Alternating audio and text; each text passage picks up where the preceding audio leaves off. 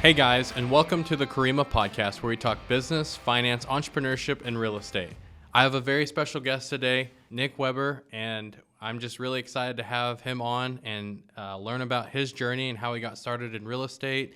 And him and his family own a trash company as well. And so I just want to dive in and kind of learn some stuff from him. So thank you, Nick, for coming on. You're welcome. So tell me kind of how you got started. Like earlier we were talking and you said you got out of high school and then you went to college at MSU, right? Yes, sir. Yeah. And what were you studying? I studied business management.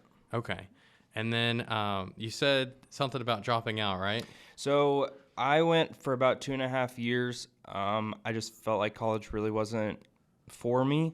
I didn't learn as much as I wanted to learn. I just honestly wanted to get out and do things on my own. So I went ahead and took the leap and started investing in real estate, doing other things, just really any way to make money, just because that was what I wanted to do. And so I started out investing in real estate. I found actually a small little 8-unit mobile home park, and that was my first deal.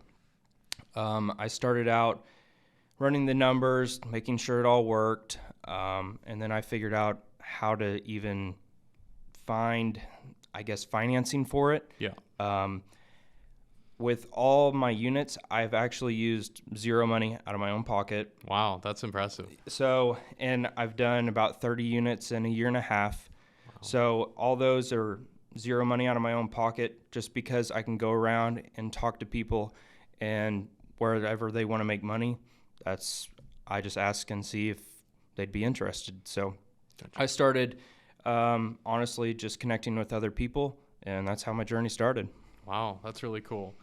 So maybe can you walk us through one of the deals that you did and how you were able to structure it without having any of your money tied into it? Yeah, so one of the most recent ones, just a 4-unit, 2 duplexes. I did. The owner did a 80% carry, and then 20% I private financed.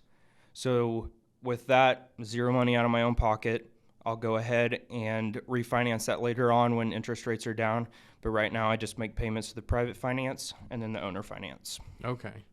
So that's cool. So what was did you have was 30 units a goal of yours, or did you just kind of have an idea like, okay, I just want to buy a lot of apartments? Or so honestly, I had a goal of 25 units in a year.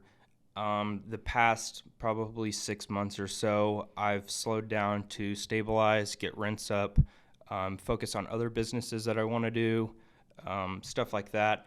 But more recently, probably in the last month or so, we're searching for more and more units, just because I also still need to keep growing, because, I mean, if you're not growing, you're losing. That was my motto. That's what my dad always told me. That's what my grandpa always told me. So that was something that I just needed to continue doing. Okay, that's cool. So tell me a little bit about Weber Assets. That's the waste management company, correct?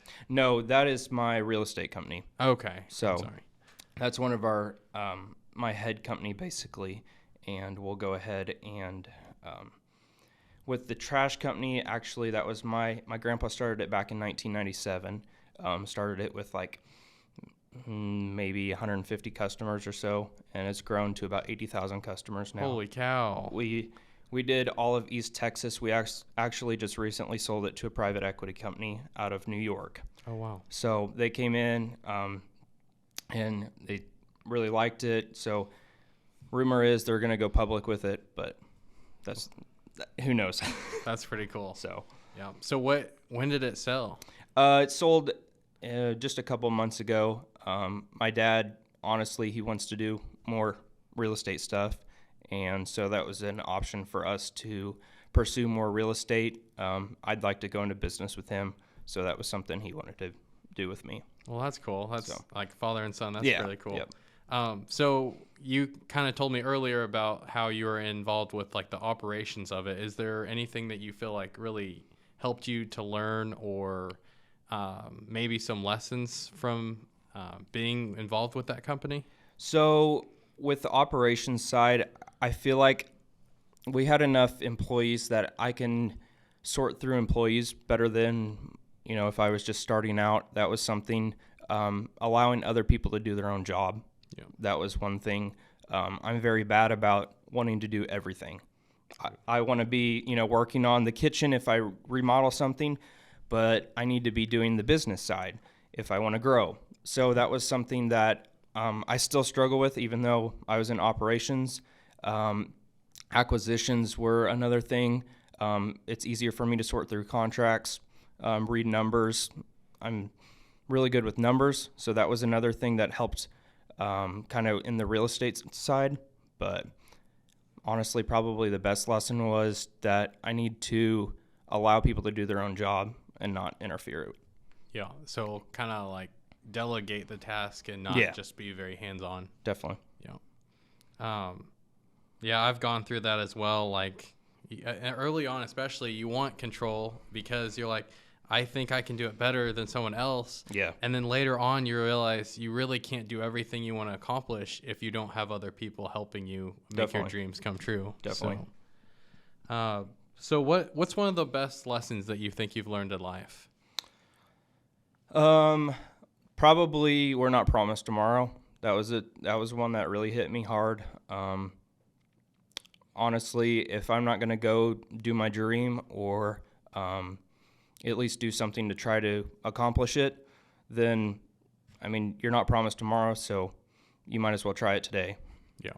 So I'd say that's probably the biggest lesson is to go do something now because, who knows when you can. Yeah. That's really good.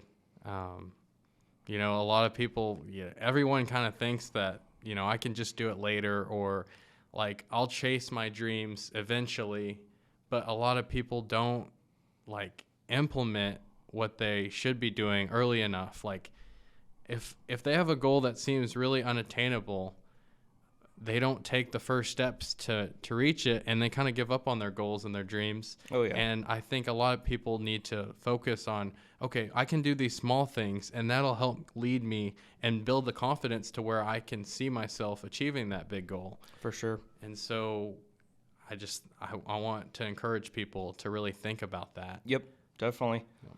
Definitely take the first step now.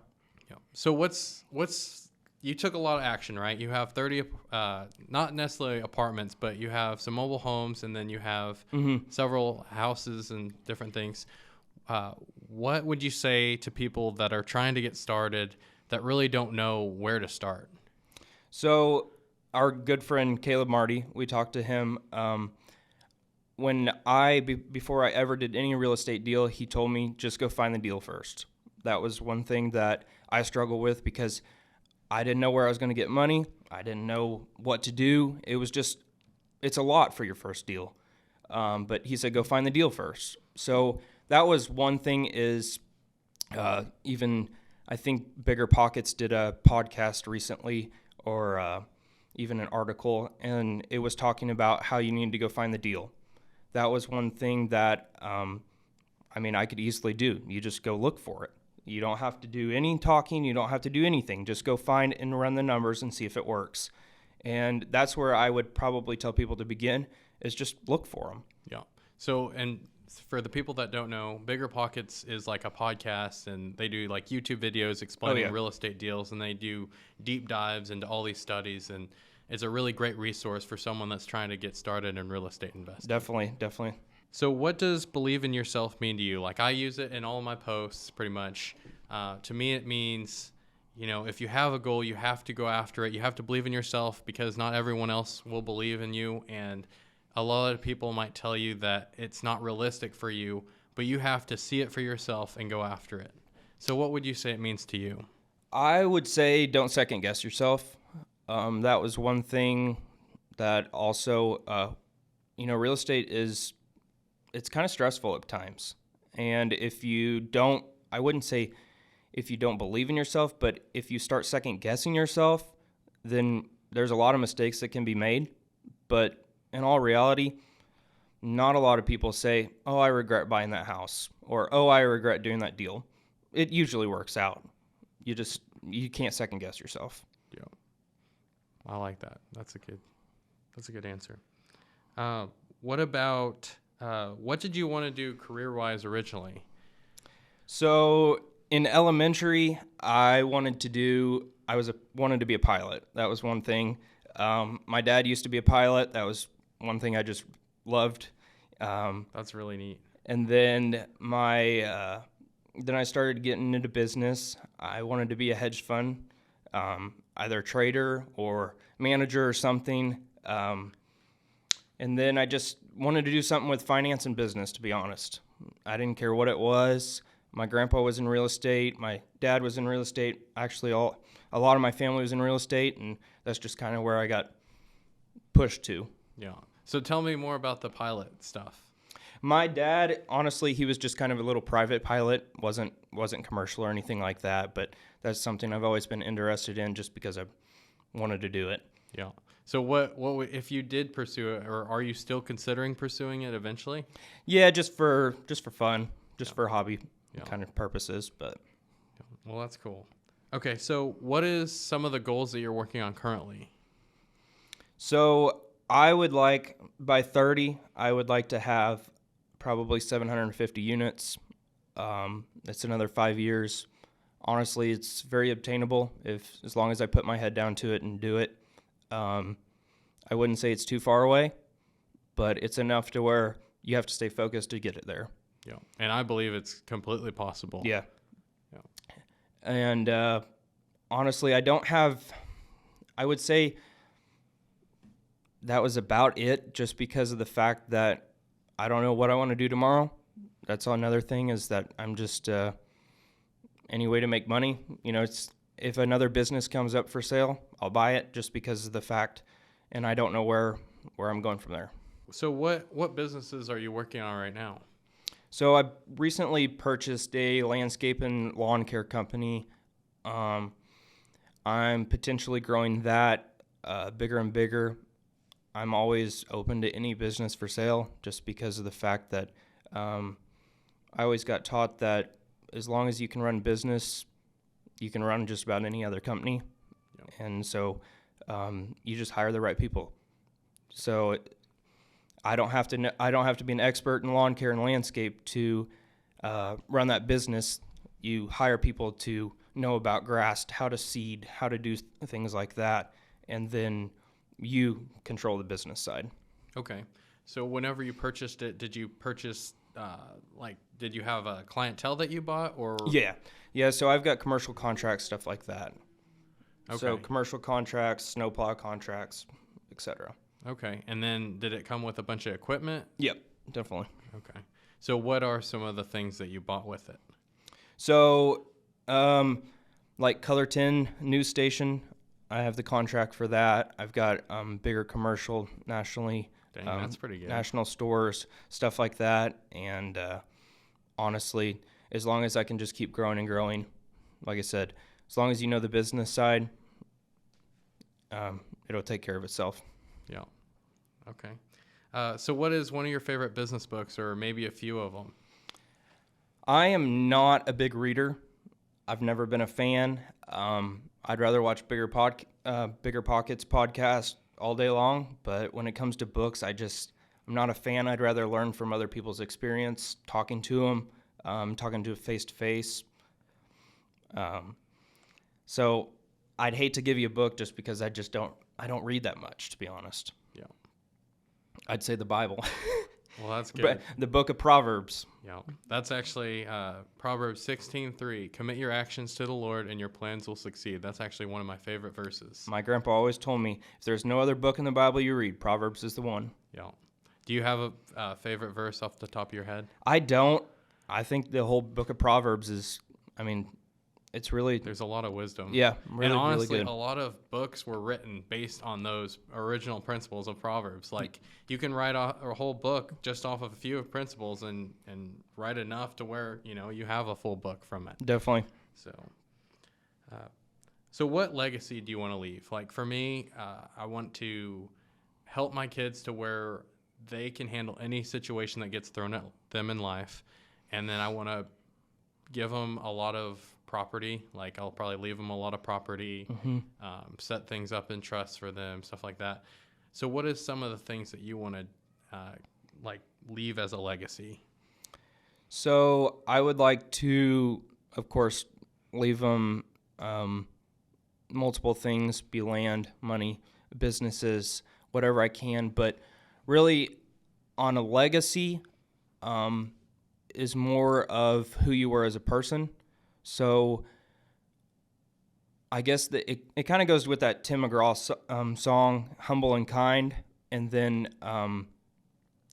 Standing Room Only. That was the one that really hit me, is that I would rather have multiple people that I affected in life than leave behind money, leave behind businesses, stuff like that. I'd rather have people know who I was more than anything. Yep. That's really good. Yeah, like a lot of times when I explain that, I kind of don't hit on like there's the other part of legacy, which is like how people remember you. I want to be known as like a great Christian. I want to be known as like a great friend to a lot of people. I want to be known as like a very charitable person, a successful businessman, like a lot of different areas. Yeah, definitely. So Nick, can you break down one of your properties for us? Like how you bought it, what the deal looks like? Definitely. Okay, so I bought a sixplex in Republic, which is an up-and-coming city. Amazon just got built there. There's a lot of commercial, a lot of apartments, stuff like that. So market rent is going up higher and higher, more than anyone really thought. They're actually, I believe they said that they're hiring 600 more jobs on Amazon, which is, that's a lot for that small town, I guess you would say. But I recently bought this one, bought it at $560,000. Market rent was close to $6,200 a month. Current rent was at $3,500 a month.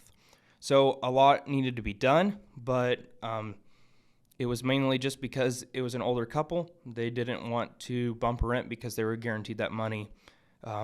Anyone's going to pick up $500, $600 rent when other rent is at $1,000. Yeah. So they were shooting for no vacancies rather than having market rent and then maybe having a vacancy. But to be honest, there was just a couple things that were neglected. Not much though. I was honestly surprised. Had good structure. It was all brick, all a good foundation, everything. But I can break it down.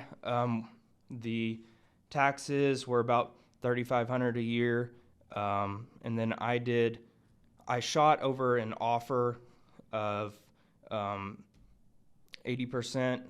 Okay, so you said you bought it for $560. Is that correct? Yes. And you weren't obviously, if you were bringing in what, $3,600 you said in rents? Yeah, $3,500. $3,500. So you weren't nearly cash flowing, right? No, it I wouldn't even say it broke even, but you also bought it with 80% owner financing? Yeah. And your interest rate was only 6%, right? It is at 8% at 20 years, which is right around $3,500 a month. So it would cover all the rent would cover the owner finance. Okay. And then 20% is private invested, or private funded, which is around $100,000. I did 5%, which is around $500, $600 a month. Yeah. So as long as you bring those rents up to market rent, you're at $6,200. You're cash flowing around, say, $2,000 or so a month. Yeah, that's pretty good. You took a deal that most people probably wouldn't be able to touch because they didn't know how to work it, because based on how it was already performing, it would have been negative cash flow. But you were able to turn it around to where you saw the opportunity and saw, okay, I can produce $2,000 a month if I just increase the rent, make the property a little bit nicer. And you said it needed some stuff, but it didn't need a ton of work, right? Right. So how much is your rehab budget? So I think on that one, it was just around maybe $7,500 to $10,000. Oh, wow. Over That's 6 units. It was just neglected dishwashers, stuff like that. It could be turned a lot nicer, but that area right now is so high in demand for units that you don't have to make it, granite countertops, etc., for it to rent out. Yeah. And then what's cool about that deal is if interest rates ever come down to back to where they were, like around 4% or whatever, you could easily refinance it and even make more money on it, right? Definitely. Yeah. So there's a lot of opportunity on that deal, it sounds like. Yep, I was excited about that one. Okay. So what makes you more successful than you used to be? Like, is it growing, or like, how did you grow into who you are now? So I would say probably putting my priorities in check. That was one thing. Who I wanted to be. That was I didn't want to be, I guess, a typical 24-year-old or 23-year-old. I bought my first house at 21, and I knew that real estate was fun. That was something that I wanted to do, but so I ended up flipping that house, and that was just something that started a flame, and I wanted to keep doing it. I became a lot more organized. I really have OCD, so everything is organized. My wife makes fun of me because I have an Excel sheet for everything. Oh my gosh, that's funny. So I have an Excel sheet just for about everything, just a big numbers guy. So as long as I'm organized, it's continued to allow me to grow and be more successful than I ever could dream of. Wow, that's awesome, man. You kind of hit on how you didn't want to be a typical 22, 23-year-old. Mm-hmm. I felt the same way. I'm like, I don't want to be average. I Right. want to have an amazing life. I want to be the main character. Like, if I was in a movie or a video game, I want to be the main character, not just someone on the sidelines. I want to take action and go for it. Yep. So that's really cool that you brought that up. And I mean, you're 25 years old, like, you're killing it, man. 30 apartments or 30 units, that's amazing. Thank you. Yeah, you just don't want to be known as average, and that was something that only yourself can change, really. So how can people connect with you? So I'm on Facebook. Honestly, you can just reach out to me there if you need anything. I'm more than happy to help anybody that has any questions. I'm not an expert, but I've got this far, so I know something, I guess. So Yeah, I mean, you were really helpful for me whenever I was trying to analyze a deal and had some questions about numbers. My wife always gives me crap for being the only Asian that isn't very good at math. So you were a great go-to for anything related with math. So I really appreciate you helping me, man. yeah, no problem. No problem. And then do you have a final message for our audience? Just jump. That was, thing that's always been, you just have to go do it. Yep. And you can't second guess. So honestly, just jump and you'll find that it'll all work out, to be honest. I agree. I mean, I've had a lot of experience with that, and I'm the type of person that isn't like get all my ducks in a row first and then jump. I'm like jump and then figure it as you go. Like build a plane on the way down. Yep, definitely. Yeah, if it doesn't work out, you've learned a life lesson. Yeah. So. And I've had a lot of those life lessons. Oh yeah. A lot of failure, but I mean, I feel like it's paid off for me, and I'm sure you relate to that as well, right? For sure. Yeah. Well, thank you guys for watching the Kurima podcast. Make sure you like and subscribe, and give us a comment if you like this video. Thank you, and God bless you.